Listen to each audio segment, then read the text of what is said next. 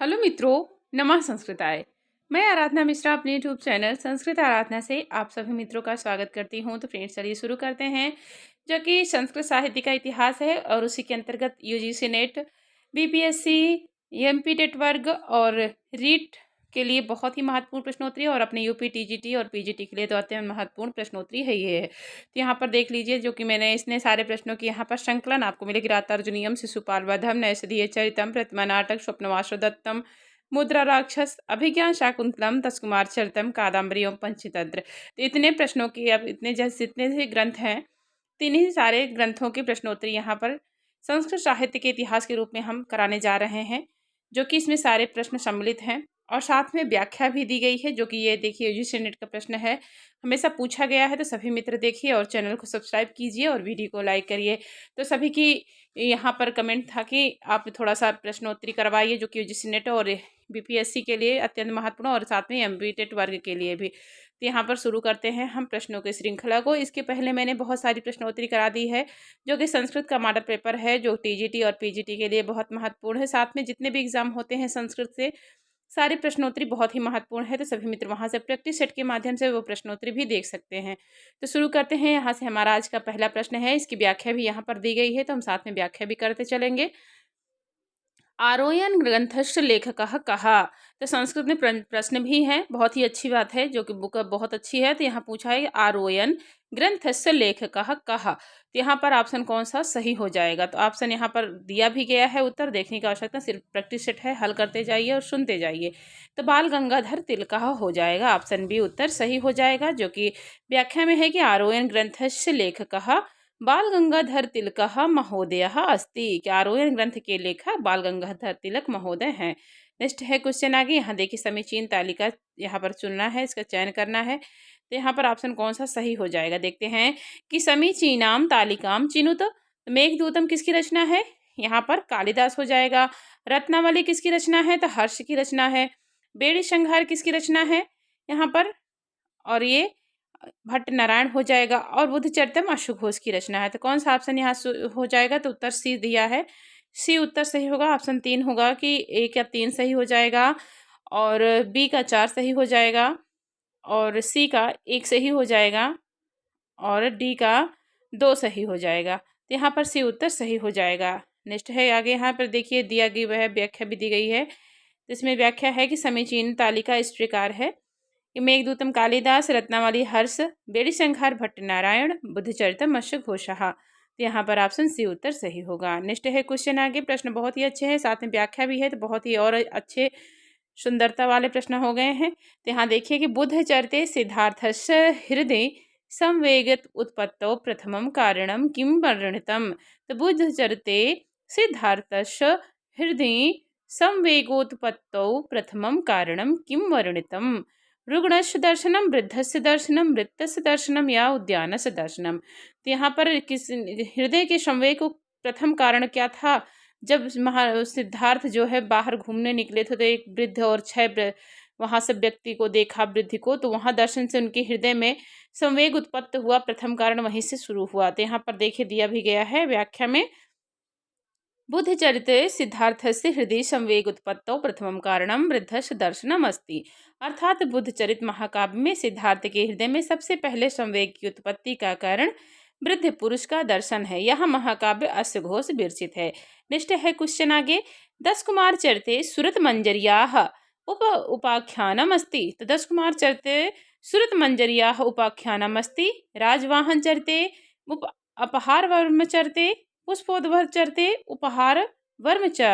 तो यहाँ पर ऑप्शन ए होगा राजवाहन चरिते। तो यहाँ पर देखिए कि 10 कुमार चरिते सुरत मंजरियाः राजवाहन चरितस्य उपाख्यानम अस्ति। अर्थात 10 कुमार चरितम में सुरत मंजरी का उपाख्यान अपहार वर्मा के चरित्र से वर्णन में है। तो यहाँ पर ऑप्शन ए उत्तर ही सही होगा। आगे देख लेते हैं। यहाँ नेक्स्ट है क्वेश्चन, बहुत ही अच्छे प्रश्न है, जो कि एग्जाम की दृष्टि से अत्यंत महत्वपूर्ण है। नेक्स्ट है क्वेश्चन कि काव्य मीमांसायाम प्रथमे अध्याये रति निर्णय विषये अस्य नाम अस्ति। तो काव्य मीमांसायाम प्रथमे अध्याये रीति निर्णय विषये अस्य नाम अस्ति। सुवर्णनाभः चित्रांगदः प्राचेतायनः भरतः।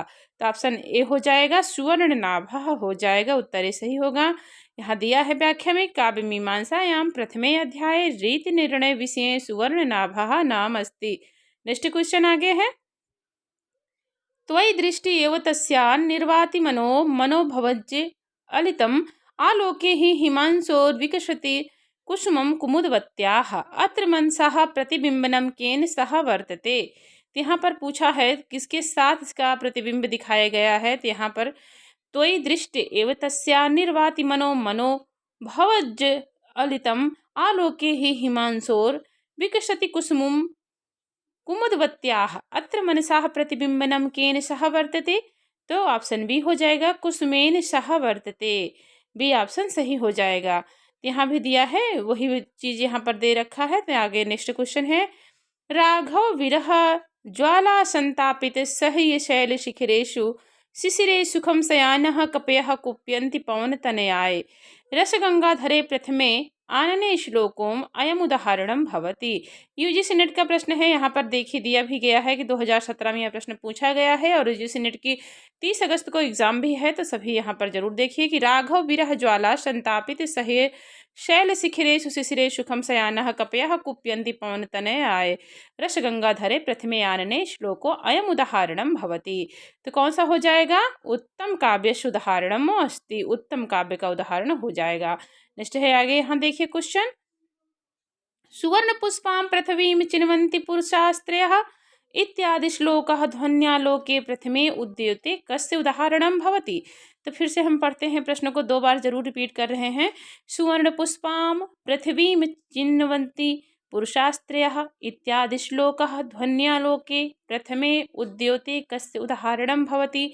तो अविवक्षित वाक्यस्य विवक्षिता अन्यपर वाक्यस्य आक्षेप अलंकारस्य विशेषोक्ति अलंकारस्य। तो उत्तर ए सही होगा, अविवक्षित वाच्यस्य हो जाएगा, अविवक्षित वाच्यस्य हो जाएगा। यहाँ पर ऑप्शन ए उत्तर सही हो जाएगा। नेक्स्ट है आगे, यहाँ पर हम क्वेश्चन देखते हैं। नेक्स्ट क्वेश्चन है कि 10 रूपक मते, यहाँ पर थोड़ा सा बड़ा कर लेते हैं ताकि दिखे स्पष्ट, कि नेक्स्ट है देखिए कि 10 रूपक मते मुख संधेः अंगानि भवन्ति। 10 रूपक मत के अनुसार मुख संधि के अंग कितने होते हैं, एकादश, द्वादश, त्रयोदश, चतुर्दश। तो 10 रूपक मते मुख संधे द्वादश अंगानि भवन्ति, अर्थात 10 रूपक के अनुसार मुख संधि के 12 अंग होते हैं। ऑप्शन बी उत्तर यहाँ पर सही हो जाएगा। नेक्स्ट है आगे क्वेश्चन, धनंजय मते भूयसे फल लाभाय औत्सुक्य मात्रम भवति। तो कौन सा ऑप्शन सही हो जाएगा यहाँ, धनंजय मते भूयसे फल लाभाय औत्सुक्य मात्रम भवति आरंभः यत्नः प्राप्त्याशा फलागमा। उत्तरे सही होगा, आरंभ हो जाएगा। नेक्स्ट आगे है क्वेश्चन, यहाँ पर हम थोड़ा सा इसकी व्याख्या देखते हैं कि धनंजय मते भूयसे फल लाभाय औत्सुक्य मात्रम आरंभः भवति, अर्थात 10 रूपकार धनंजय के मत में भूयसे फल लाभाय औत्सुक्यम मात्रम यहाँ आरंभ होता है, आरंभ होता है। नेक्स्ट है क्वेश्चन आगे, कालक्रमानुसार तालिका चिनुत। तो कालक्रमानुसारम तालिकां चिनुते। यहाँ देखिए जगन्नाथः, भरतः, विश्वनाथ, कविराज, मम्मटः। तो यहाँ पर ऑप्शन एक मिलान करना है, कौन से कवि पहले आते हैं। तो यहाँ पर ऑप्शन कौन सा हो जाएगा, ए उत्तर सही हो जाएगा। पहले आपके भरत होंगे, फिर आपका मम्मट होगा, फिर विश्वनाथ, फिर जगन्नाथ, लास्ट में जगन्नाथ हो जाएंगे। तो ऑप्शन ए उत्तर सही है। यहाँ देखिए अब दिया भी गया है व्याख्या में, कालक्रम के अनुसार सही तालिका इस प्रकार है। तो क्या है कि आपका तालिका में पहले भरत आएंगे, फिर मम्मट हैं, फिर विश्वनाथ, कविराज, फिर जगन्नाथ आएंगे। नेक्स्ट क्वेश्चन आगे है, धर्मादिसाधनो उपायः सुकुमार क्रमोदितः काव्यबंधो अभिजातनानां हृदयाहिरादकारकः अत्र कुन्तकेन किं प्रातिपादितम्। धर्मादिसाधनोपायः सुकुमार क्रमो उदितः काव्यबंधो अभिजातानां हृदय आह्लादकारकः अत्र कुन्तकेन किं प्रातिपादितम्। तो काव्य लक्षणम, काव्य हेतु, काव्य प्रयोजनम, काव्य वैविध्यम। तो उत्तर सी सही हो जाएगा, यह काव्य प्रयोजन का श्लोक हो जाएगा। यहाँ पर देखिए, यहाँ पर व्याख्या है, यह लक्षण पूछा है तो लक्षण होगा धर्म दिशा धनोपायः सुकुमार क्रमोदितः काव्यबंधो अभिजातानां हृदय आह्लादकारकः। यह आचार्य कुंतक का काव्य प्रयोजन का लक्षण हो जाएगा। नेक्स्ट है क्वेश्चन आगे। अधस्तन युग्मानाम समीचीन मेलन तालिकाम चिनुत। चीयते, यहाँ पर तालिका भी चुनना है। देख लेते हैं इसमें कौन सा ऑप्शन हो जाएगा। यहाँ पर देखिए दिया गया है, देखिए यहाँ पर है क्वेश्चन के अधस्तन युग्मानाम समीचीन मेलन तालिकाम चिनुत। ये भी यूजीसी नेट 2017 में प्रश्न आ गया था। चेते बालिश्यापि सत्क्षेत्र पतिता कृषि, ये आपकी कहाँ की सूक्ति हो जाए, किस ग्रंथ की, तो जिसमें कृषि का नाम आ जाए तो उसमें आपका 13वें में, तो ये चीयते बालिश्यापि सतक्षेत्र पतिता कृषि, तो ये आपका हो जाएगा मुद्रा राक्षस का हो जाएगा। यहाँ पर एक ए में 4 ऑप्शन है, क्योंकि मुद्रा राक्षस में कृषि संबंधित वार्तालाप हुआ है। यह यूजीसी नेट में जरूर पूछता है। और नेक्स्ट सूक्ति देखते हैं कि आसीत सा दोला चलचित्र वृत्ति, आसीत सा दोला चलचित्र वृत्ति, यह सूक्ति कहाँ किस ग्रंथ की ली गई है, तो बी में उत्तर हो जाएगा रघुवंशम। तो यहाँ पर रघुवंशम की यह सूक्ति हो जाएगी। हृदय गृह्याते नारी यदिदम नास्ति गम्यताम, यह सूक्ति आपकी किस ग्रंथ से ली गई है कि हृदय गृह्याते नारी यदिदम नास्ति गम्यताम, तो यह सी में उत्तर हो जाएगा कौन सा, मृच्छ कटिकम, तो यह मृच्छ कटिकम की सूक्ति हो जाएगी। और नेक्स्ट है कि हुतम चा दत्तम चा तथैव तिष्ठति, हुतम चा दत्तम चा तथैव तिष्ठति, यह आपका बचा हुआ है किसमें, कर्ण भारम में। तो यहाँ पर उत्तर कौन सा सही हो जाएगा, हमने मिलाया, फिर से हम कह देते हैं इसका मिलान कि चीयते बलिस्यापि सत्क्षेत्र पतिता कृषि, यह तो मुद्रा राक्षस की सूक्ति हो जाएगी। और आसीत सा दोला चलचित्र वृत्ति, यह हो जाएगा कहाँ का, बी में उत्तर हो जाएगा रघुवंशम की सूक्ति होगी। हृदय गृह्याते नारी यदि इदम नास्ति गम्यताम, यह हो जाएगा मृच्छकटिकम का। और हुतम चा दत्तम चा तथैव तिष्ठति, तो यह हो जाएगा आपका ये कर्ण भारम की सूक्ति हो जाएगी। तो यहाँ पर आंसर देखते हैं कौन सा हो जाएगा, तो डी ऑप्शन यहाँ पर दिया गया है, डी उत्तर सही होगा। नेक्स्ट है आगे क्वेश्चन, यहाँ भी समीचीन तालिका चुनना है। तो यहाँ भी देखते हैं कौन सी सूक्ति कहाँ से ली गई है। यहाँ पर होगा ऑप्शन कौन सा, ये हाँ वही है, यहाँ पर दिया गया है जो अभी हम कराए थे वहीं का पूरा दिया गया है कि देखिए यहाँ पर व्याख्या भी दी गई, चेते बारिश्यापि सत क्षेत्र पतिता कृषि, मुद्रा राक्षसेत आसीत सा दोला चल चित्तवृत्ति ही रघुवंशम, हृदय गृह्याते नारी यदीदम नास्ति गम्यताम मृच्छकटिकम, हुतम चा दत्तम चा तथैव तिष्ठति कर्ण भारम हो जाएगा। नेक्स्ट है क्वेश्चन आगे। मुद्रा राक्षसे चंद्रगुप्तस्य अंतःपुरचरः कंचुकी भवति, तो मुद्रा राक्षस के चंद्रगुप्त, मुद्रा राक्षस में चंद्रगुप्त के अंतःपुरचर का कंचुक होता है, तो सिद्धार्थक चंदनदासः वह ही नरी भगुरायण, तो ऑप्शन सी हो जाएगा, वह ही नरी ही हो जाएगा, सी उत्तर सही हो जाएगा। नेक्स्ट है आगे क्वेश्चन देखते हैं यहाँ पे। यहाँ पर है कि 10 कुमार चरिते अष्टमे उच्छ्वासे विदर्भ देशस्य भोजवंश भूषणस्य कस्य राज्ञः वर्णनमस्ति, तो 10 कुमार चरिते अष्टमे उच्छ्वासे विदर्भ देशस्य भोजवंश भूषणस्य कस्य राज्ञः वर्णनमस्ति, पुण्यवर्मणः मानसारस्य राजहंसस्य प्रहारवर्मण, तो उत्तर सही हो जाएगा, पुण्यवर्मणः हो जाएगा। इसकी व्याख्या है कि 10 कुमार चरितम के अष्टम उच्छ्वास में विदर्भ देश के भोजवंश के भूषण स्वरूप पूर्णवर्मा नामक राजा का वर्णन है। 10 कुमार चरितम महाकवि दंडी का प्रसिद्ध गद्य काव्य है, इसमें 10 राजकुमारों की कहानी का वर्णन मिलता है। नेक्स्ट है क्वेश्चन आगे। कलिंगराज खारवेलस्य उल्लेखः कस्मिन् अभिलेखे वर्तते, तो कलिंगराज खारवेलस्य उल्लेखः कस्मिन् अभिलेखे वर्तते, ए होलशिला लेखे, हाथी गुफा लेखे, गिरनार लेखे, जूनागढ़ लेखे, तो ऑप्शन बी हो जाएगा कलिंगराज खारवेलस्य उल्लेखः, तो हाथी गुफा लेखे हो जाएगा। बहुत पूछा जाता है, यूजीसी नेट का प्रश्न है, तो कलिंग यहाँ पर पूरा वही दिया है, तो हमने यहाँ पर है कि अर्थात कलिंगराज खारवेल का उल्लेख हाथी गुफा अभिलेख में मिलता है। नेक्स्ट है क्वेश्चन आगे।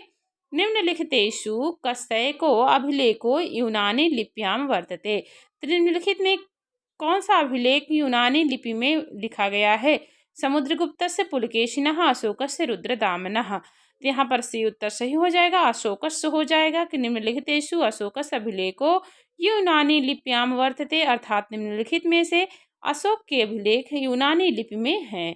नेक्स्ट है आगे यहाँ क्वेश्चन दिया है कथम ज्ञायते महाभास दृष्टिया सिद्धः शब्दो अर्थः संबद्धश्च चेति।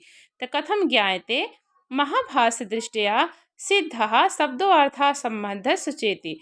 यहाँ पर ऑप्शन कौन सा सही होगा? अर्थ क्रिया भेद्य लोकतः शास्त्रतः कोशतः। तो बी ऑप्शन हो जाएगा। यहाँ पर देखिए बी उत्तर सही हो जाएगा। ऑप्शन बी है और व्याख्या भी यहाँ पर वही दिया है कि सिद्धा शब्दो अर्थः संबंधस्ते लोकता ज्ञायते महाभास दृष्टिया सिद्ध संबंध शब्दो अर्थः संबंधस्येति। नेक्स्ट क्वेश्चन आगे है पदे न वर्णा विद्यन्ते वर्णेषु वैयवाना च वाक्यात् पदमानाम् अत्यन्तं प्रविवेको न कश्चन अनया कारिकया भर्तृहरि किं बोधितवान्। यहाँ पूछा है कि पदेन वर्णा विद्यन्ते वर्णेषु यवाना च वाक्यात् पदानाम् अत्यन्तं प्राविवेको न कश्चन अनया कारिकया भर्तृहरि किं बोधितवान्। वर्णानां सत्यवत्वं पदानां सत्यवत्वं वाक्यस्य सत्यवत्वं सर्वेषां सत्यवत्वं। तो उत्तर सी हो जाएगा। वाक्य से सत्यवत्तम हो जाएगा। उत्तर से सही होगा। तो यहाँ पर व्याख्या भी दी गई है कि यहाँ पर मैंने जो कारिका पढ़ी थी उसी के यहाँ है कि अर्थात उपयुक्त कारिका में भर्तृहरि महोदय ने वाक्य की सत्यता को बताया है।